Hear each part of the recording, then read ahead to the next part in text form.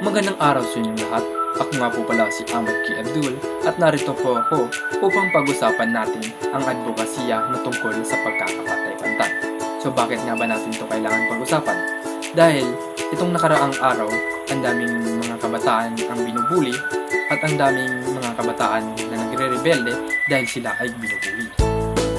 So ano nga ba ang pagkakapantay-pantay? Ito ay ang paniniwala na lahat ng tao ang may pantay na karapatan, halaga at dapat tratuhin ng may respeto. Hindi mahalaga kung ikaw ay mayaman o mahirap, babae o lalaki, may kapansanan man o iba ang relihiyon. Lahat tayo ay tao at karapatan natin magalang at gumalang. Sa kasalukuyan, marami pa rin ang nakakaranas ng diskriminasyon at panghuhusga.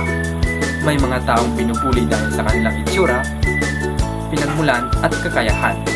Ang ganitong pag-uugali ay nagdudulot ng sakit at pagkawala ng tiwala sa sarili.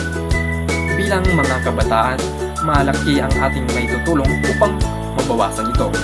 Maaari tayong magsimula ng simpleng paggalang sa ating kaklase, pakikinig sa kanilang opinyon, at pagtanggap sa kanilang pagkakaiba. Kung may nakikita tayong inaapi, huwag lang tayong manahimik. Maging mabuting halimbawa at ipakita na ang kabutihan ay nagsisimula sa atin.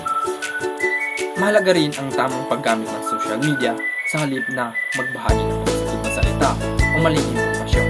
Gamitin natin ito upang magbigay ng inspirasyon at hikayatin ang iba na magmahal at matulungan. Isipin natin kung gaano kaganda ang paaralan at komunidad kung lahat tayo ay may respeto at pantay na pagtingin sa isa't isa. Mas magiging masaya ang bawat isa at mas magiging matatag ang ating samahan. Sa huli, tandaan natin na ang pagbabago ay nagsisimula sa maliit na hakbang. Maraming salamat sa inyong pakikinig.